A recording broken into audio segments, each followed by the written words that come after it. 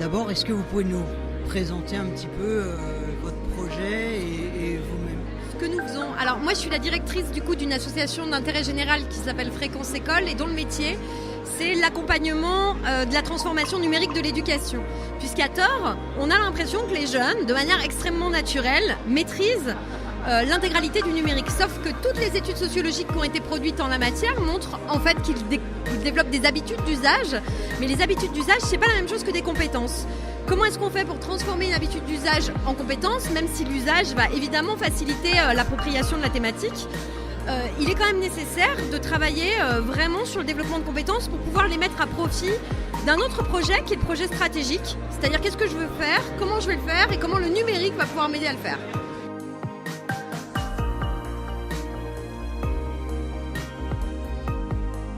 Moi, je suis une vieille dame, c'est-à-dire qu'en fait, j'ai commencé, j'ai plus de 40 ans, et j'ai commencé à travailler sur ces sujets-là il y a une vingtaine d'années maintenant.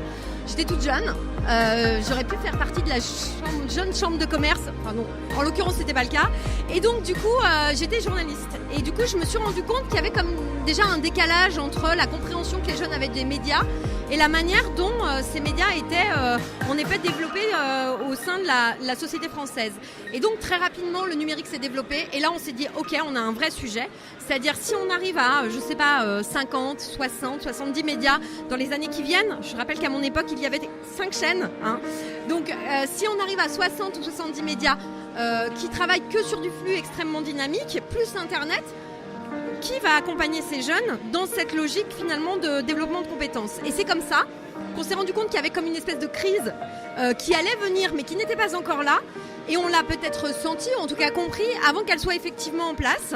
Et ça nous a permis à ce moment-là de se poser les bonnes questions et surtout de réaliser des études sociologiques qui n'étaient pas des sondages, qui étaient vraiment des trucs dans lesquels on allait pouvoir sentir un peu plus finement où était le besoin et finalement ce dont les jeunes avaient véritablement besoin pour progresser sur ces sujets-là. Appréhender ce nouveau paysage médiatique. Absolument, quand tu vis dans une société de l'information, tu ne peux pas ne pas développer de compétences d'information, c'est pas possible.